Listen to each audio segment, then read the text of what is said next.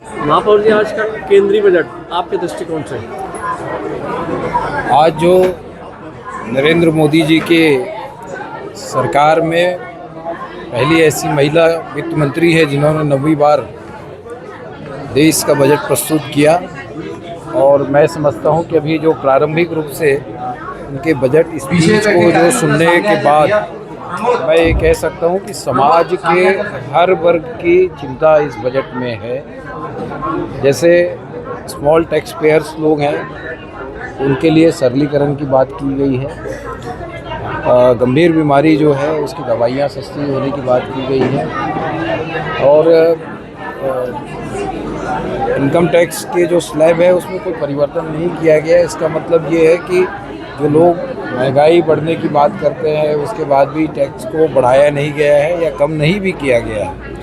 कुछ कठोर निर्णय जो अलोकप्रिय होते हैं, ऐसे भी कुछ निर्णय हुए हैं जिसकी वजह से शेयर मार्केट में गिरावट की बात आ रही है।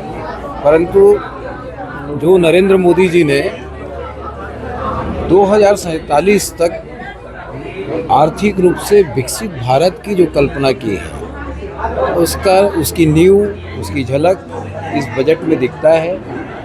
और जो बजट जो हम लोगों ने अभी सुना है उसमें केवल सरकार के उपायों से ही देश आर्थिक रूप से मजबूत होगा ऐसा नहीं है। वित्त मंत्री जी का मानना है और हम सबका भी मानना होना चाहिए।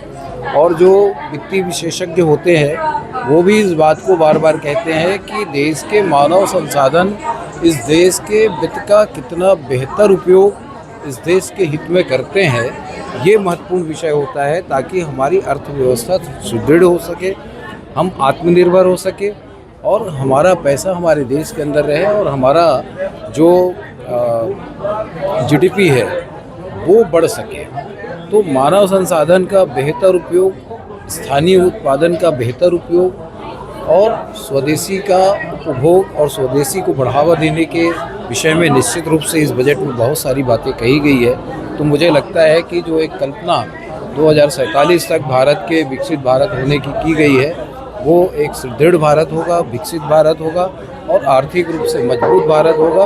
और जिस तेज़ी के साथ आर्थिक दिशा में भारत आगे बढ़ रहा है उसी तेज़ी के साथ इस बजट में भी आगे बढ़ने की परिकल्पना दिखाई दे रही है। और मुझे लगता है कि ये समाज के सभी वर्गों के लिए एक संतुलित बजट है।